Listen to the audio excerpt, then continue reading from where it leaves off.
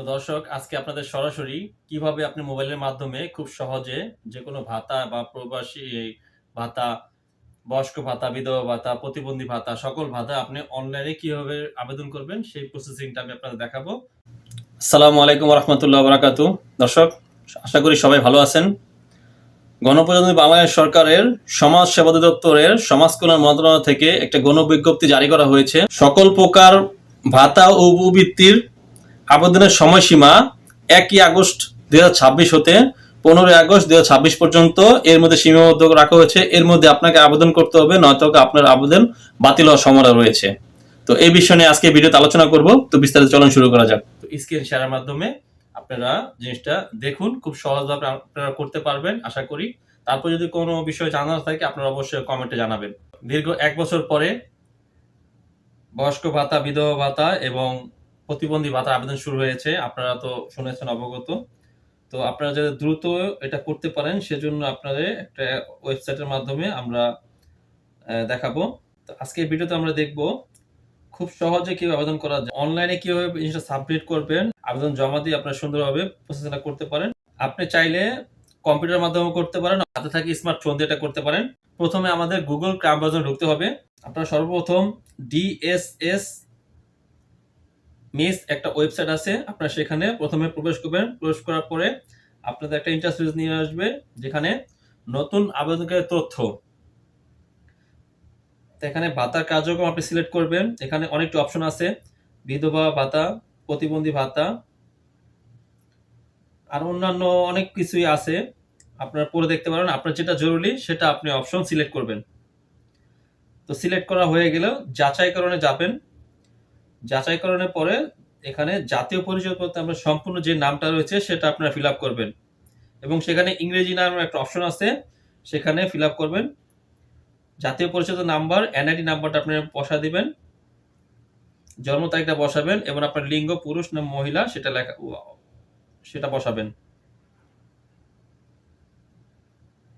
তো এখানে একটা ক্যাপচা দেওয়া আছে, ক্যাপচাটা পূরণ করবেন। এখানে এটা একটা যোগ করলে যোগফল কত হয় সেটা বসা দিবেন। পরবর্তীতে জাতীয় পরিচয়পত্র যাচাইকরণের একটা অপশন আছে, সেখানে বসে দেবেন। এরপরে আপনাদের একটা ব্যক্তিগত তথ্য একটা ইন্টারফেসে নিয়ে আসবে। এখানে ব্যক্তিগত আপনারা ছবি 200 কেবির নিচে হতে হবে সাইজ। আপনি সেখানে গ্যালারি থেকে আপনি ছবিটা সিলেক্ট করতে পারেন। তো ফাইলটা সিলেক্ট করার পরে আপনি পিতার নাম, ডান পাশে একটা স্বাক্ষর আছে, সেই স্বাক্ষরটা অবশ্যই আপনাকে আপলোড করতে হবে। তো জাতীয় পরিচয় পত্র অনুযায়ী আপনার পিতার নাম এবং আপনার মাতার নাম এখানে উল্লেখ করতে হবে। মাতার নাম আপনি বাংলায় এবং মাতার নাম ডান পাশে ইংরেজিতে লিখতে হবে। আপনার একটা অবশ্যই মোবাইল নাম্বারটা দিতে হবে, সচল মোবাইল নাম্বার।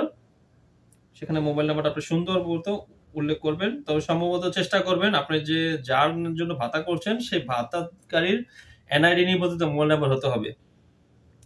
আর আপনার এখানে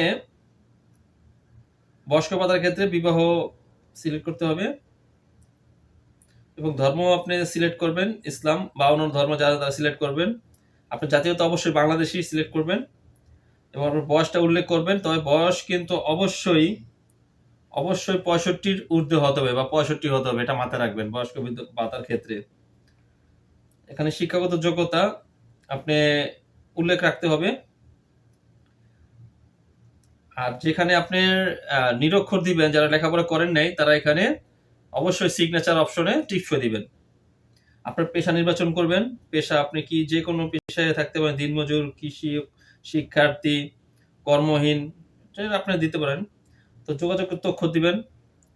যোগাযোগের তথ্য বলতে আপনার স্থায়ী ঠিকানা লিখবেন, কেননা আপনি যেহেতু আপনি যেই ইউনিয়নে বা যে উপজেলা আপনি বসবাস করতেন সেখানের আপনি স্থায়ী বাসিন্দা হতে হবে। তো সেক্ষেত্রে আপনার অবশ্যই আপনার স্থানীয় তথ্য আপনি দিবেন। সেখানে বিভাগ, জেলা, আপনার এলাকার ধরন, পোস্ট কোড এবং বাড়ির নং, রোড নং, এই সকল কিছু আপনারে খুব সুন্দর মতো আপনার এনআইডি কার্ডে সব উল্লেখ করা আছে, এগুলো আপনি সিলেক্ট করতে হবেন। তো ধীরে ধীরে আপনি সমস্ত কোডগুলি আপনি পূরণ করে ফেলবেন।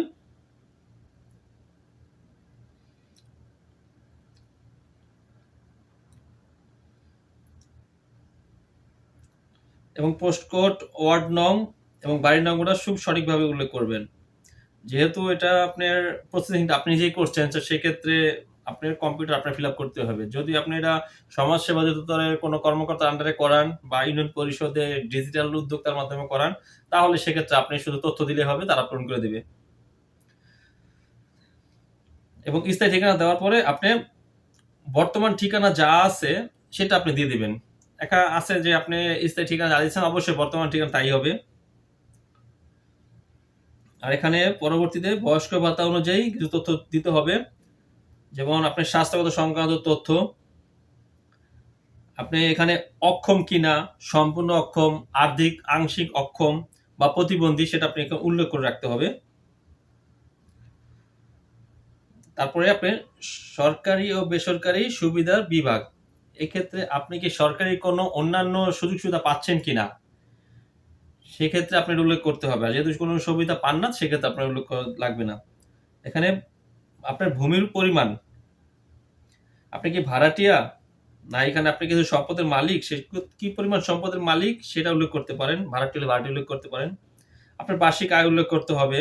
আপনার সর্বনিম্ন দিতে পারেন। এবং আপনার বাসস্থানের কিছু তথ্য চেয়েছে। ওইখানে আপনি যে কোনো অপশনে আপনি যান না কেন, সেই অপশনে আপনি যখন ক্লিক করবেন, আপনি অপশনাল দিয়ে দেবে। সেই অপশনাল অনুযায়ী আপনি সেটা টাইপ করে নেবেন। এখন সামাজিক সুরক্ষার ক্ষেত্রে আপনি কোনো সুবিধা পেয়েছেন কিনা, না উল্লেখ করে দিতে পারবেন। এখানে ব্যাংক এবং তথ্য কিছু লাগবে। আপনি এখানে মোবাইল ব্যাংকিং দিতে পারেন, অথবা আপনার অন্যান্য ফিন্যান্সের ব্যাংকে দিতে পারেন। এখানে অ্যাকাউন্টের মালিকানা উল্লেখ করতে হবে। যদি অ্যাকাউন্ট যদি আপনার নামে হয় তাহলে আপনি নিজ দেবেন, আর যদি অ্যাকাউন্ট অন্য কারো নামে হয় তাহলে সেটা উল্লেখ করে দিবেন। এমএফএস এর তথ্য এখানে দিতে হবে।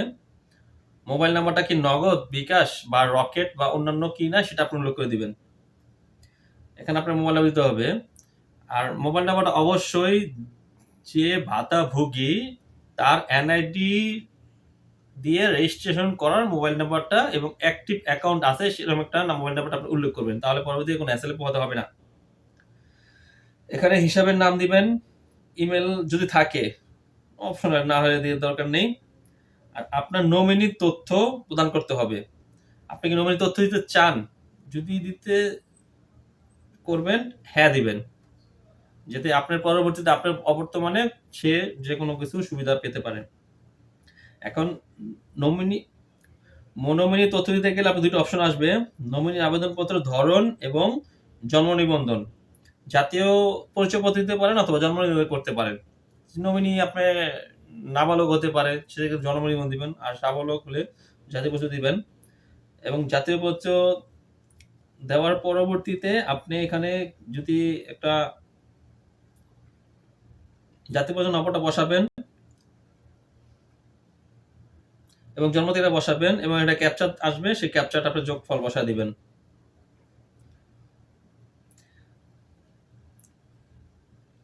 এখন জাতীয়পত্র যাচাইকরণ করতে হবে। যাচাইকরণের ক্ষেত্রে বাংলাদেশি জাতীয়তা অবশ্যই, এবং আপনার ওনার সঙ্গে সম্পর্ক কি, নমিনির সঙ্গে, সেটা স্বামী স্ত্রী হতে পারে, পরিবার সদস্য হতে পারে, সন্তান হতে পারে, আত্মীয় স্বজন হতে পারে, পিতামাতা হতে পারে, আপনি যেটা কিছু দিতে পারবেন। এটা সেম ভাবে আপনার আগের মতো সিগনেচার দিতে হবে এবং নমিনির একটা ছবি দিতে হবে 200 কপি নিচে। এবং আপনি যে ঠিকানা দিয়েছিলেন সেই নমিনির ঠিকানার সাথে যদি মিলে যায় তাহলে অবশ্যই টিক চিহ্ন দিবেন, অটোমেটিক নিয়ে নেবে। এখন যোগ্যতার অন্যান্য তথ্য দিতে হবে। এখানে অনেক কোনো অপশন আছে, সেগুলো আমি সম্পূর্ণ বলতে গেলে ভিডিওটা লং হয়ে যাবে।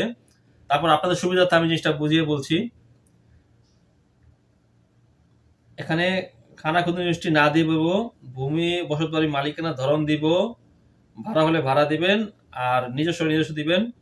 খানা শিশু কত, আপনার পরিবারে খানা বলতে তো বুঝেন আপনার ঘরের সংখ্যা, এবং খানা প্রদানের শিক্ষা সর্বোচ্চ কত পর্যন্ত, 1 থেকে 5 এটা সিলেক্ট করে দিবেন। খানায় কি পৃথক রান্নাঘর আছে, থাকলে হ্যাঁ না দিবেন। খানা প্রদানের বসত বাড়ির ক্ষেত্রে না দিয়ে দিব। খানা প্রদানে ঘরের দেয়াল কি দিয়ে তৈরি দেওয়া আছে, টিন, কাঠ, খড়, মানে আপনার ঘরের কোয়ালিটি কিরকম সেটা আর কি দিতে চাচ্ছে। টিন কাঠ দিয়ে দিলাম। রান্না ও জ্বালানির প্রধান উপকরণ কি? এখানে কয়েকটা অপশন নিয়ে আছে। আপনি কাঠখড় এগুলি দিয়ে দিতে পারেন। খানার সদস্য পায়খানার টয়লেট কি ব্যবহার করে? আ এ সেটা সাইড আপনি দিয়ে দিতে পারেন। খানার সদস্যদের মালিকানাধীন মোট জমি পরিমাণ কত? মানে একটা অংশ দিয়ে দিবেন আপনার যেটা প্রয়োজন হয়। খানার কোনো সমস্যা কি সদস্য কি কৃষি ও অকৃষি শ্রমিক হিসেবে নিয়োজিত? যদি কৃষি শ্রমিক হিসেবে নিয়োজিত হয় তাহলে দিবেন কি না অকৃষি অপশন না দিয়ে দিবেন।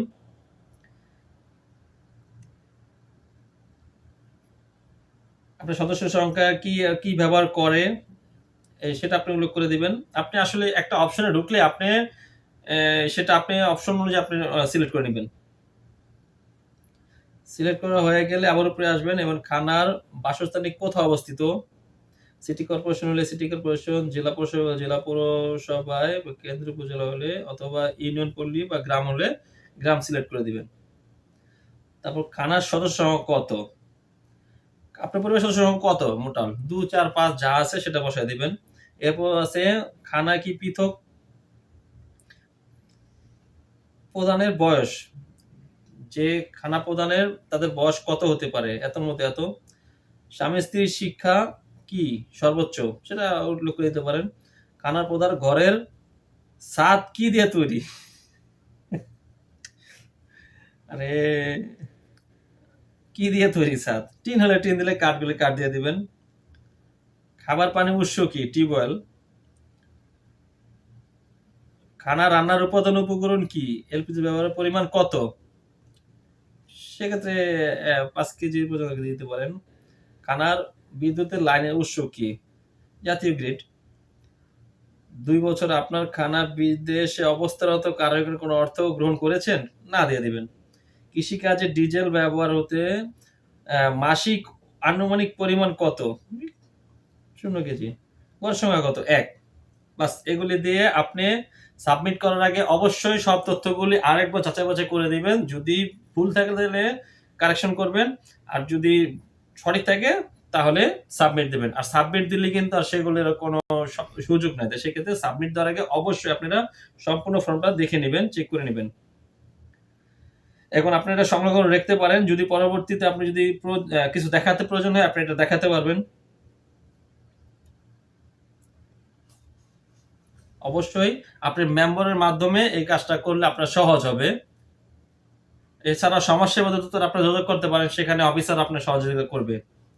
তো এটা সাবমিট করবেন। সাবমিট করার পরবর্তীতে এটা আপনি প্রয়োজনে এগুলি সংরক্ষণ করে রাখবেন। সমাজসেবা দপ্তরে যোগাযোগ করবেন, মেম্বারের সাথে যোগাযোগ করবেন, জেলার সাথে যোগাযোগ করবেন। অবশ্যই আপনার কাজটা আপনি যদি যোগ্য হয়ে থাকেন অবশ্যই আপনারা পারেন। সরকারি সকল ভাতা উপবৃত্তি তথ্য সংক্রান্ত যদি কোনো বিষয় জানতে চান কমেন্ট করতে পারেন এবং যে কোনো বিষয়ে আপডেট তথ্য পেতে আমাদের চ্যানেল সাবস্ক্রাইব করুন, আমাদের সাথে থাকুন। সকলকে ধন্যবাদ।